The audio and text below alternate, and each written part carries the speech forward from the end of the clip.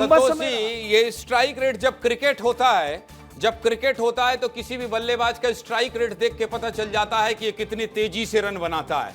जब क्रिकेट की भाषा में अगर मैं बात करूं तो क्रिकेट की भाषा में बल्लेबाजी करने आता है जब भी कोई प्लेयर, तो उस डिस्प्ले होता फिरोजिया जी, मैं आ रहा हूं, फिरोजिया जी मैं आपके पास आ रहा हूं, तो डिस्प्ले होता है, उसका पूरा कैरियर का रन रेट होता है, उसका स्ट्राइक रेट होता है, कितना सेंचुरी लगाया, कितना हाफ सेंचुरी लगाया, और स्ट्राइक रेट से अंदाजा लगाया जा सकता है कि ये वीरेंद्र सहवाग है भाई साहब। ये इस स्ट्राइक रेट से रन बनाएंगे। और भारतीय जनता पार्टी का स्ट्राइक रेट आप लोग जानते हैं कितना है बिहार में? भारतीय जनता पार्टी का स्ट्राइक रेट 90% है, 90% है, लगभग 90% स्ट्राइक रेट है। और ये गणित का आंकड़ा मैं थोड़ा कम समझता हूं।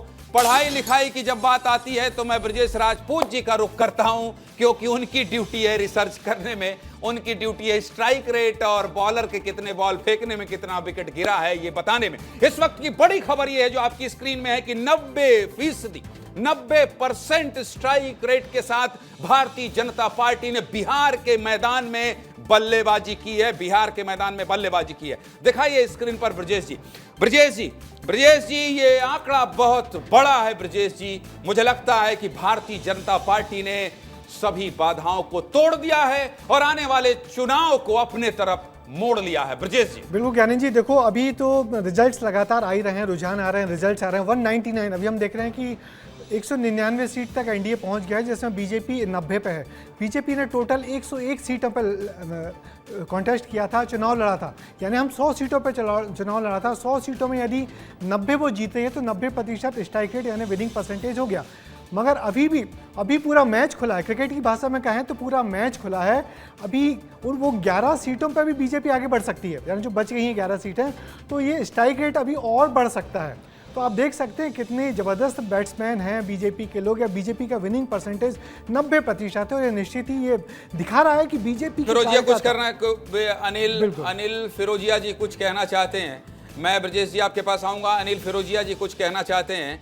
अनिल जी आप अपनी बात रखिए, फिर उसके बाद मैं ये जो गुणा गणित का खेल है ये डीयू के प्रोफेसर के पास चलूंगा और उनसे भी बातचीत करूंगा कि वो क्या कहते हैं इस प्रदर्शन पर। लेकिन पहले अनिल फिरोजिया जी, विपुल सुनील जी मैं आपके पास आऊंगा। अगर आप जुड़ गए हैं तो आपका बहुत बहुत स्वागत है विस्तार न्यूज में। विपुल सुनील जी, मैं बहुत जल्द आपके पास आ रहा हूं। उज्जैन के सांसद अनिल फिरोजिया जी अपना पक्ष रखना चाहते हैं। अनिल जी।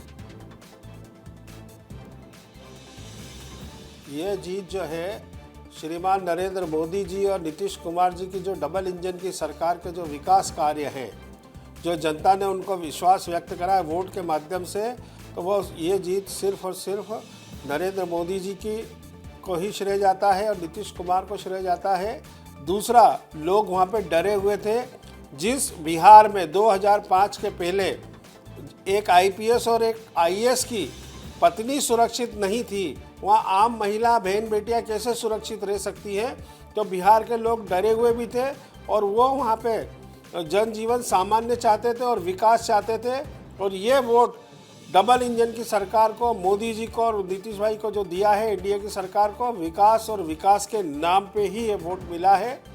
इसीलिए हम यहाँ पे प्रचंड बहुमत से जो है जीत दर्ज कर रहे हैं।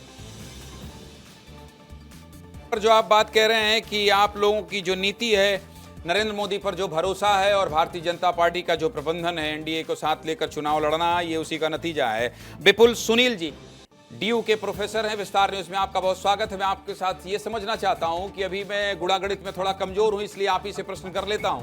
90% स्ट्राइक रेट के साथ भारतीय जनता पार्टी के जो रुझान नतीजे अभी आ रहे हैं वो ये बता रहा है कि इस परफॉर्मेंस के साथ भारतीय जनता पार्टी आगे बढ़ रही है। और 87% स्ट्राइक रेट जब महाराष्ट्र में था तो महाराष्ट्र में देवेंद्र फडणवीस मुख्यमंत्री बन गए थे, तो क्या उस परसेंटेज से ज्यादा परसेंटेज का परफॉर्मेंस बिहार के ग्राउंड में और मुख्यमंत्री नीतीश कुमार? विपुल सुनील जी। जी नमस्कार ब्रजेश जी, और मुझे लगता है कि हम लोग ज्ञानेंद्र जी बातचीत जो हो रही है उसमें बिल्कुल बहुत आप आंकड़े की बात कर रहे हैं और लगातार आंकड़े दे रहे हैं और आप कह रहे हैं कि आंकड़ों में आप कमजोर हैं। आप आंकड़ों में कतई कमजोर नहीं है। 90 का स्ट्राइक रेट हर कोई देख रहा है भारतीय जनता पार्टी का इस विधानसभा के चुनाव में, और पीछे भी आप देखेंगे कि बिहार विधानसभा चुनाव में, पिछले चुनाव में भी भारतीय जनता पार्टी का अगर सिंगल देखा जाए तो उसका एनडीए में स्ट्राइक रेट बहुत अच्छा था। और एलजेपी में इस बार लोक जनशक्ति पार्टी का भी स्ट्राइक रेट अच्छा है।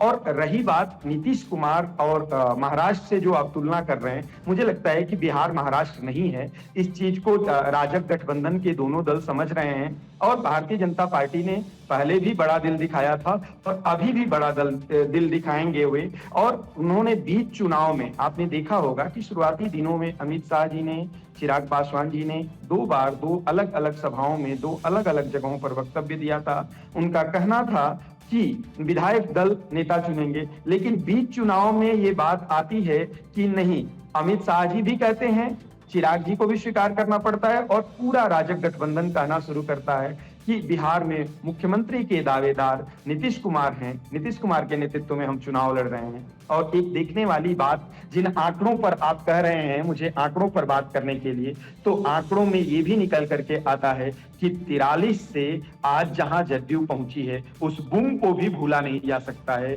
और इस चुनाव में जिस तरीके से बिहार की महिला मतदाताओं ने नीतीश कुमार के लिए, मोटे तौर पर मैं नीतीश कुमार को मेंशन करके कह रहा हूं बार बार,